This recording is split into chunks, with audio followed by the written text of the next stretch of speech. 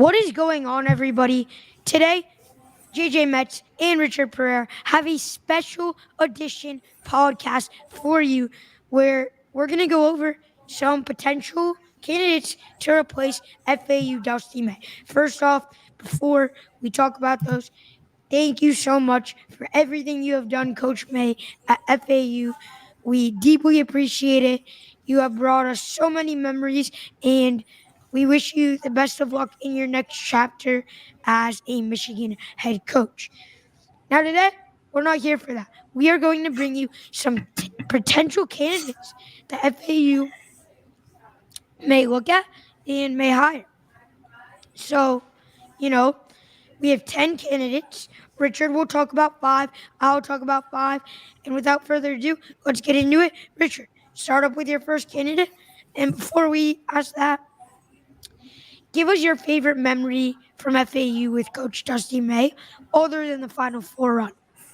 Like, was there a question that you liked to ask him that he brought a good answer to you? Like, what was your favorite overall memory during Coach Dusty May's 6-year tenure at FAU? Like his composure at game in and game out, like that's the persona I've always saw Dusty May. Like you never see him like stray from that. Like he was always himself. He was always composed. He was always optimistic. He always believed in himself. He believed in his players. He believed in his coaching staff. Like that is the coach that any program would want to have on their team, regardless of any sport. And Michigan really got a great one in Dusty. I really wish him the best of luck with what he does over with the Wolverines. And before he went to Michigan, during his interview with Ken Levica on ESPN West Palm, he did say the interim head coach for men's basketball is going to be Kyle Church at the moment. But of course, you can't leave out Todd Abernethy, who will be my first guy up to count off the list. Abernethy, he's like Kyle Church. They were part of Coach May's coaching staff throughout the past couple of years. For Abernethy, he's been around since 2019. He and Coach May are tight knit with one another. They've known each other for quite a long time. And with Abernethy's connection with May, that convinced him to go to Boca to be an assistant in May's staff. He used to play basketball. He played college basketball with Ole Miss, allowing him to understand what goes down in the game, and allowing him to connect with players because he knows what they've been through, like because he's done it himself. And with that aspect of his coaching style, that allowed him to get guys like Elijah Martin on the same page with FEU. When it comes to recruiting, his ability to recruit played a key role in helping FEU build up to what they were last year and help them stay strong to how they were this year. And with him being a potential candidate alongside Kyle Church, as they are the potential internal guys competing for the head coaching job while Church is the interim, you gotta give Abernethy a lot of props for doing everything he can, just being active during in-game timeouts, like encouraging the players to not give up, like make the right plays when it's needed to be. And you just want somebody who can galvanize the troops, aka the team. You want somebody who will be tirelessly put all of his effort in making the team better as they can possibly be, and being a national and staying as a contender for the NCAA tournament for many years to come. And Abernethy presents himself as a solid candidate for that head coaching job. Yeah, Todd would be just a phenomenal hire, I think. I mean, he doesn't have the head coaching experience, but he played at Ole Miss, I believe. He was a great player, and he's pretty much followed May everywhere he's went. I'd be totally happy with the Todd Abernathy hire. Another guy who was named the FAU interim head coach, Kyle Church. Kyle Church, he's 35 years old. He's young. He's a great future. He could be a 20-year guy with success, and Kyle Church is someone I love. He's followed Dusty May everywhere he's went, so he knows the culture of May. And he knows like May's ins and outs, how May loves ball movement, to be unselfish, to play hard nosed. And Kyle Church is going to know that. He doesn't have any head coaching experience, and that's something that I really want to talk about. Because I would rather hire someone with experience, but he's an in-house guy. He knows all the players, great relationships with them. We see him tirelessly working, recruiting, drawing up plays in the huddles with the whiteboard. And he was a part of both NCAA tournament appearances. He was a part of the Final Four run. Um, and he's someone you have to keep an eye on. He's familiar with the culture, as I mentioned, and in a position where you're transitioning to a different guy at the helm, you may want to hire a guy in house like Kyle Church. And if it's between Church and Abernathy, I don't know who I would rather have, but clearly Brian White has that little extra trust in Church as he named him the interim head coach. So I feel as if Church would get the job more easily than what Abernathy would have to do. Moving on to our next candidate, Richard, tell us about someone else who isn't in FAU but could be a sleeper to potentially be the next guy leading the Owls. Yeah, this one's definitely a sleeper pick on my end, but this guy is somebody who knows how to build a renaissance in a different conference, leading his team to multiple appearances in the NCAA tournament, consecutive, may I add. And it's a team that you wouldn't have ever heard of in your life if you weren't around since 20, if you haven't been paying attention to the NCAA tournament since 2018. And that is Colgate head coach Matt Langel. He is pretty much the greatest coach Colgate has ever had in throughout its program history. 5 NCAA tournament appearances in 6 years. Sure, they are first round exits, but when you consider the quality of opponents that they're facing, whether they're from the SEC, ACC, Big East, like you cannot underestimate the overall body of work Langel has accumulated throughout his time with Colgate since he joined during his first year as a head coach back in 2011. You just can't. You just really can't. Like their offense, their defense, their perimeter defense, especially. Like at their peak, they were top 5. Like they were among the nation's best in those categories throughout some of those years, throughout some of the past years since they started dancing in the NCAA tournament since 2018.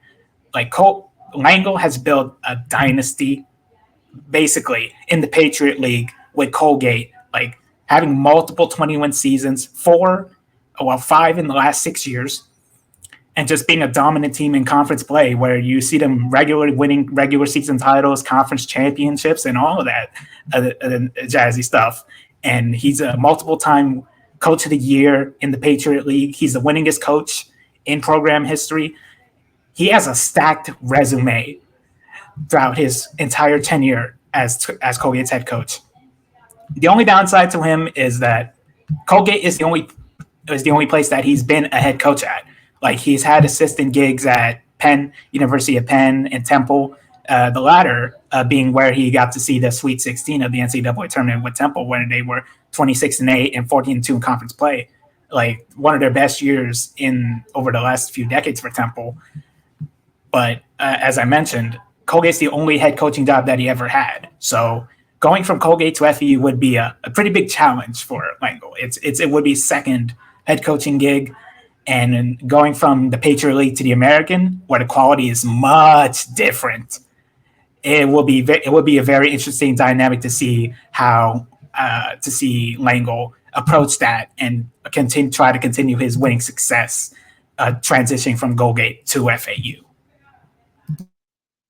Langel has definitely done something unimaginable at Colgate. 5 tournament appearances, as you mentioned, in 6 years. And though they haven't won any, they've kept it close. Arkansas, the game while they were a 14, they were a 3 a few years ago. They were winning through the entire first half and most of the second half. I believe they lost by 3 late, but that was a great effort, great performance. Last year, they played a 2-seeded Texas, almost beat Texas as a 15 seed. They kept it close again. This year, It was a bit of a blowout for Baylor, but something about Colgate, they shoot the most threes in the country. They're going to shoot threes a lot. And his offense is based on raining threes. If they go in, they go in. And if they don't, you're going to have a bad day. But that is amazing from Langle. And he just loves to let the three ball consistent or inconsistent. Now, the next guy I'm going to talk about is the guy I want. The guy that should be Brian White's first call when he picks up that phone. The guy that Brian White should be giving his attention to and putting his eggs in this guy's basket. Josh Schertz. Schertz is the 4-time National Coach of the Year, rebuilding multiple programs. He started out his coaching career at guess who? FAU. He started his career at FAU after being an FAU alum, which is awesome. And then he coached at another school in Boca Raton for a while as an assistant in Lynn University, a D2 school who's very good at basketball. And he coached at FAU as an assistant for a year. He coached as Lynn for 2 years. And then he coached at North Carolina, at Queen's University in North Carolina. He started his head coaching career at Lincoln Memorial. He made 10 NCAA appearances in 12 years. 1, 2, 3, 4, 5, 1, 2, 3, 4, 5, 6. 6 NCAA appearances in 10 years as the head coach at Lincoln Memorial. About that. And then he took over at Indiana State. Indiana State wasn't in a great program. But guess what? He rebuilt this Indiana State team to this year going 30-6, 17-3 in Missouri Valley Conference play. First overall in the NIT.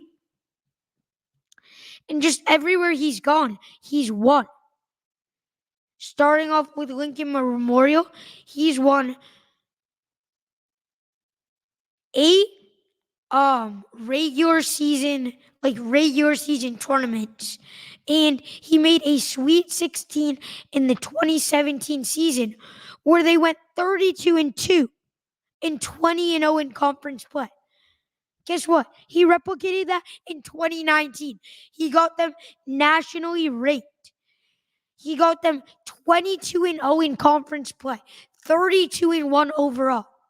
And the NCAA tournament was canceled that year, but they would have been in. Very unfortunate there. He took over at Indiana State. He's won. All he knows how to do is win. He's had one losing season in his career, which was the first year at Indiana State where he went 11-20. In total, he's went 401 and 108. 400 games above 500. Or 300 games above 500. He has a 7.788 winning percentage. This guy's for real. Brian White needs to call him up. He's experienced with the South Florida area. I want Josh Schertz.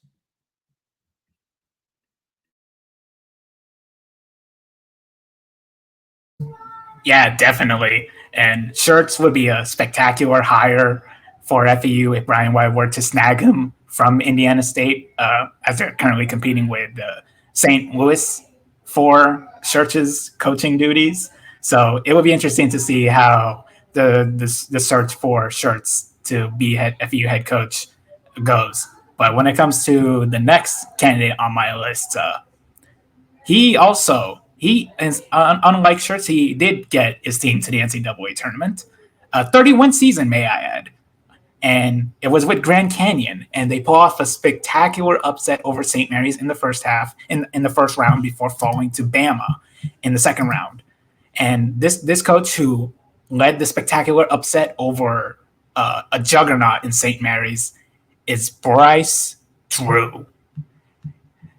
He can win wherever he goes, whether it's Valparaiso, where he also coached one of their teams to a 30-win record in his last season with the program in 2016.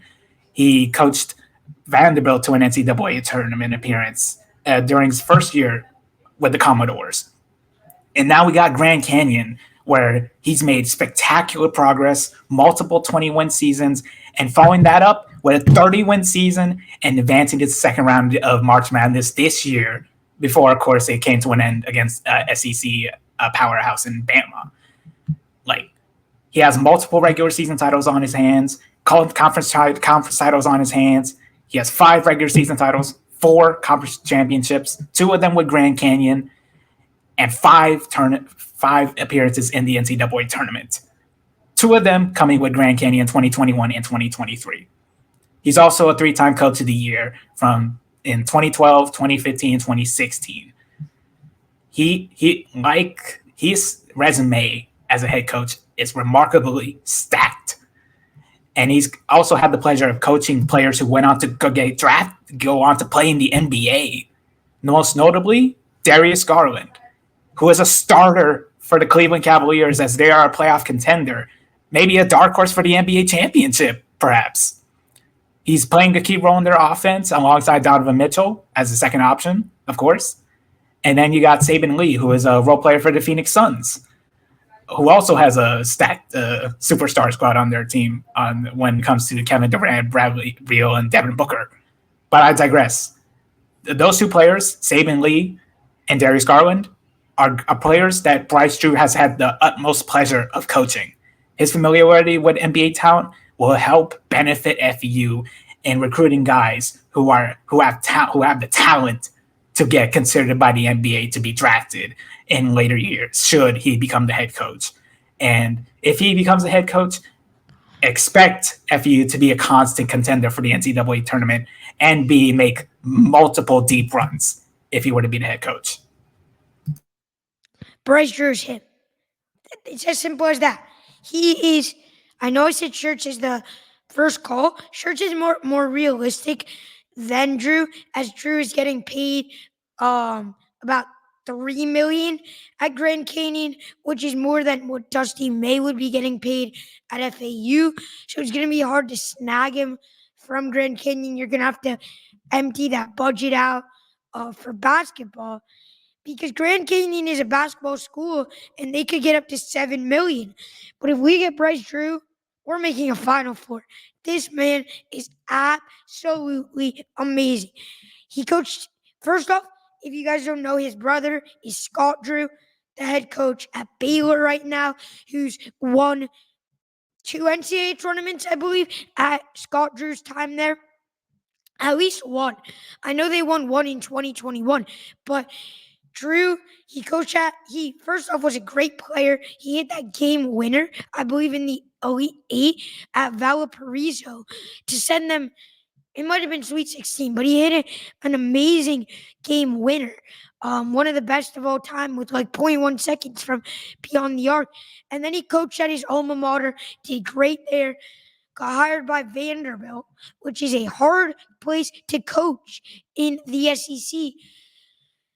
Finished in the top 5 in the SEC in one of his 3 years, made an NCAA tournament, and then moved on to Grand Canyon, where he's made 3 NCAA tournaments in 4 years. Richard, great job on Bryce Drew. He's the guy I really want. Like, I would give Bryce Drew my entire budget right now if I'm Brian White.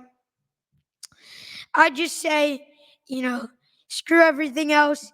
Screw the NIL. Just give Bryce Drew $10 million. Get him here because he's the guy I want. Moving on, though, to a more realistic guy is Donnie Jones. So Donnie Jones is an interesting guy. He's only made 1 NCAA tournament, and that was this year, as he was a 16 seed in the NCAA tournament and lost to number 1 seeded UConn. But Jones is someone that has kind of been inconsistent. He started his career out at Marshall, and he went 55-41 there, but not really any NIT or NCAA postseason appearances, besides one postseason appearance in the CIT where they made it to the quarterfinals. He went to UCF, and he didn't do great there, especially in conference play. He did. Actually, I'll take that back. He had 320-win seasons there, but he made no NCAA tournaments. And they were in Conference USA at the time, which is weaker than where they are now at the Big 12. And he didn't finish in the top 3 there any year. He did make it to one NIT in 2011, so he didn't do bad. But then, he took UCF to the AAC, American Conference, where he had 3 straight losing seasons, where they played tougher competition, and he got fired. He finished 79-88 at the UCF helm, 34-61 in conference play, and then he took over at Stetson. And before this year, they just kept on losing. They had a losing season in 2019, a losing season in 2020, a losing season in 2021, a losing season in 2022. They did go 2 games above a 500 in 2023 and made the CBI. And then in 2024, he took the Stetson Hattlers team to an NCAA tournament appearance, which is great. And maybe he could build off that momentum. He's a South Florida guy. He knows the area. He's been at UCF since 2010. So he knows Orlando. He knows the Stetson area. He's a Florida guy. He was with the Florida Gators for 11 seasons as an assistant coach. So he's very possible for Brian White to have him on his list. So that's Johnny Jones for you. Richard, move on to the next one. Yeah, before I move on to the next one, even though they got blown out by UConn in the first round, you got to give major props to Donnie Jones and Stetson. That was their first ever NCAA. That was the program's first ever NCAA tournament appearance, and having an accomplishment on that, like that, on your resume, that is a major boost to Donnie Jones being considered as a candidate. Albeit a massive underdog among the other options that Brian Wood could consider. But Donnie Jones is definitely an option that can be considered and should be considered. Even with the ups and downs, what he did this year, he deserves the he deserves at least the attention. For my next pick, if FU is wanting a coach who knows how to play in the NCAA tournament and is like Coach May, is familiar with the Final Four, Frank Martin's the guy. He's currently coaching at UMass. It would be his 3rd season heading into next season. He's past his 2nd season. And he's also coached at Kansas State and South Carolina.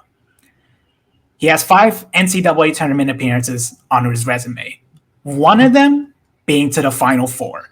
And that was when he was coaching South Carolina during the 2016-17 season, where that team finished with the 26-11 record, 12-6 in conference play in the Southeastern Conference.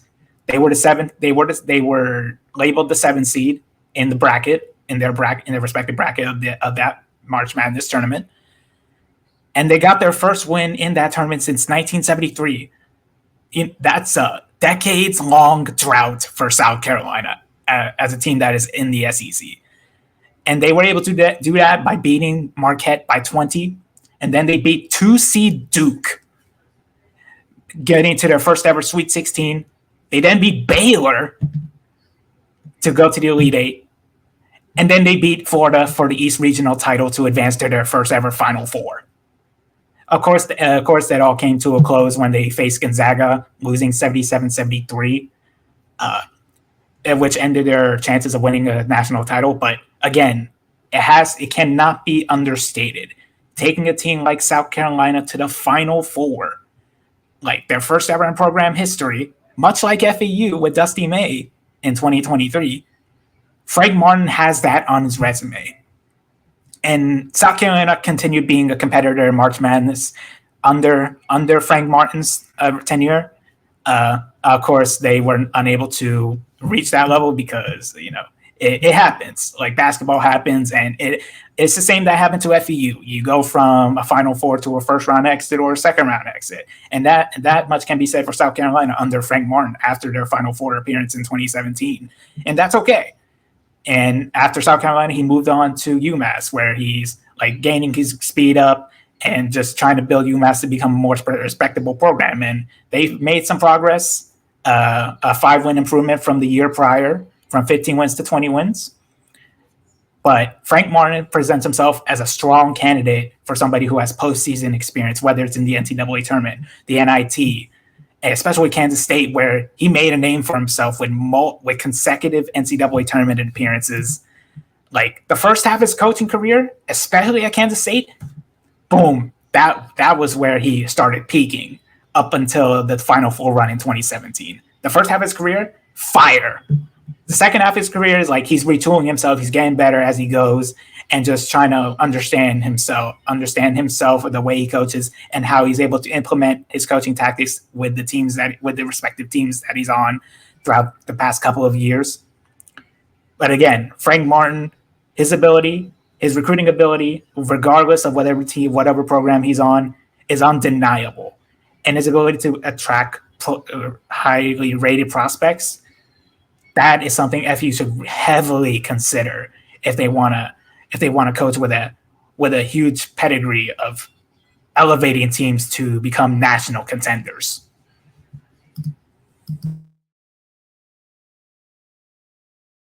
And Frank Martin is a South Florida guy.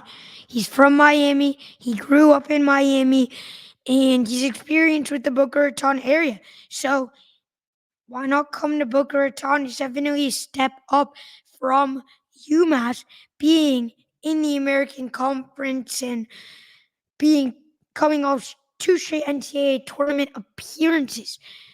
Now, the next guy I want to talk about is Will Wade. Now, I know what you're saying. You're jumping off your seat. You're like, no way. Will Wade?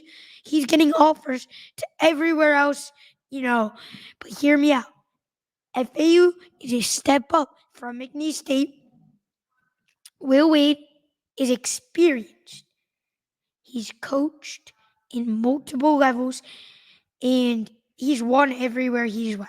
Starting out at Chattanooga, he had 2 winning seasons, 40 and 25 overall as the head coach.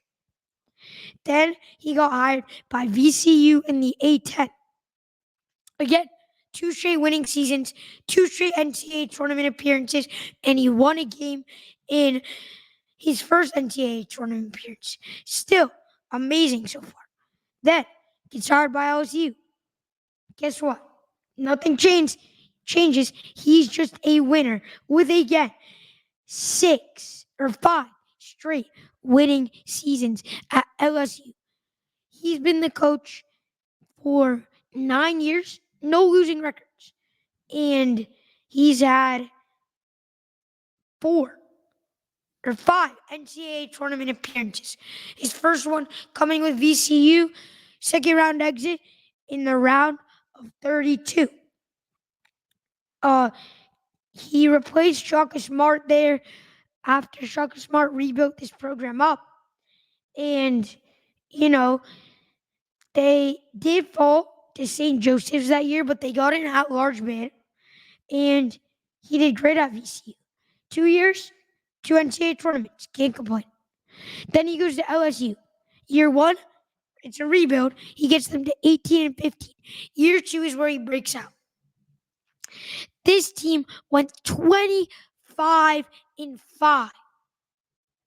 And he really did an amazing job there. Led this team to a Sweet 16. And he earned his 100th career victory with a win over Memphis in that year. Then, in 2019, he went 21 and 10, but there was COVID. It got canceled. 2021, good year. Made it to the NCAA tournament second round. They were shaky all year, then beat St. Bonaventure's in the first round. And they played a good Michigan team, and they hung around in that game. That Michigan team was a 1 seed. LSU was a 9 seed. And ultimately, Wade was great in his coaching. He won them a game, and they were beating Michigan at halftime. They almost won, but Isaiah Livers went off in that second half, having like 30 something to propel Michigan to victory. Then allegations happened in 2022, and he got fired. He took a year off. He went to McNeese State. 1 year, 30-4. 10 seasons, 10 winning seasons. This guy's a winner. He knows how to win. Get Will Wade. Yeah, Will Wade, especially with McNeese, NCAA tournament appearance, their first in a long time. That's also a very big accomplishment. Like to get a program that hasn't been to March Madness in decades, that's a big accomplishment that you can't help but respect of the coaches that have gone on to accomplish that feat. And Will Wade is definitely something to be very proud of. He can have that over him. He can carry that with him for the rest of his days. But hey, taking McNeese to March Madness, it's an incredible accomplishment. As for my final candidate on my list, he's the only assistant coach outside of Abernethy, who is currently an assistant, of course. He also has a bond. He also has a connection with Coach May. His name, Eric Pastrana. He's an assistant coach at the University of Georgia. He used to be an assistant in Coach May's staff at FU during the 2018-19 season, where Coach May was just, getting his feet wet, or like understanding what it's like to be a head coach, because Coach May was also getting used to being a head coach because FU was also his first head coaching gig after being an assistant for many years. For Pastrana, after moving on from FU, he went to be an assistant at Florida and right now at Georgia. He does have head coaching experience as well. Even though he doesn't have D1 coaching experience, he coached at the NAIA level, coaching Daytona State College in 2017-18 before he went on to join FEU and Coach May. And his coaching background, having a background where you are part of multiple Power 5 conferences, and then especially Florida and Georgia, you cannot deny the amount of connections and resources that you have at your disposal when you're at programs like Florida and Georgia, who have huge budgets to allocate to each their respective programs, especially football and basketball. Pastrana, even though he hasn't been a head coach at the D1 level, his experience as an assistant, that's still very valuable, especially at the SEC level, where you can see coaches like Dusty, who was an assistant at Florida, go on to coach FU as a head coach. That's a very interesting prospect for Brian White to consider. And he does have connections as well at Georgia, with one of his family members, Mike White, also being at Georgia. So, he can just call up Mike White and say, hey, how is Eric Pastrana as a potential candidate? Is he interested? That's definitely an interesting prospect for FU to consider when it comes to Pastrana being a compelling candidate. And he does have the resume. He's an underdog, especially as an assistant, and not having been a head coach at the D1 level. But his resume, his coaching experience, and his recruiting style, that is something you should also that FU should really take into account. Not to mention the fact that he also had the pleasure of coaching the likes of Cade Cunningham, a former number one overall pick in 2021 by the Detroit Pistons, Cade Cunningham. He's an All-American where he played for Oklahoma State, where Pastrana was also at. So he's also familiar with NBA level talent, especially star players like Cade Cunningham, young stars. The way he can help coach these players, like Cunningham, he can easily translate that to FAU, where talented players would also be very interested in learning under a coach who knows how to get the best out of their players. And Pastrana really represents himself as a guy who could be very strong in both the short term and the long term. Pastrana could is someone we definitely have to keep an eye out with his connection with Brian White, as you mentioned, with the connections of May and White, with White's brother, Mike White, being the head coach at Georgia. Now, the last candidate that we're going to get into is Pat Chambers.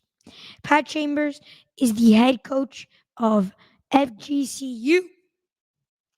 He's made one NCAA tournament appearance, which was at Boston University in 2010. But he was the coach at Penn State for a very long time, from 2011 to 2020. In his 9-year tenure at Penn State, he was the NIT champion in 2018, going 26-13, and he made it to a CBI quarterfinal in 2013. In his 2 years at Florida Gulf Coast, he has went 17-15 and 14-18, with obviously an amazing win, a heartbreaker for us, versus number 7 at the time, FAU. He knows how to coach. He's hard-nosed. He's a defensive guy, but he has had a lot of losing seasons. And though he did have a lot of success at Boston University, I don't know if he would be my first choice. Chambers, though, is someone you have to look out for, as he's a Florida guy, and he's at Florida Gulf Coast, which is in South Florida, about 2 hours across Alligator Alley to Naples in Fort Worth. So, yeah. But that'll do it for today's episode. Richard did a great job explaining his 5 candidates. Thank you so much. And you watching, let us know down below in that comment section. Who do you want? Is there anyone we left out? Anyone we're missing? Or is there someone you like off our list or you don't like? Feel free. We'll respond. We'll give you our full answers. That'll do it for today's special edition. So long, JJ Metz, Richard Pereira. Take care and go Owls. Yep, go Owls.